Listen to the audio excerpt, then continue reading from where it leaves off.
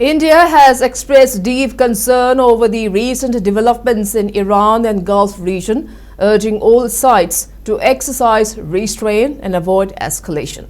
In an official statement, the Ministry of External Affairs (MEA) emphasized that dialogue and diplomacy must be pursued to de-escalate tensions while stressing the importance of respecting the sovereignty and territorial integrity of all states.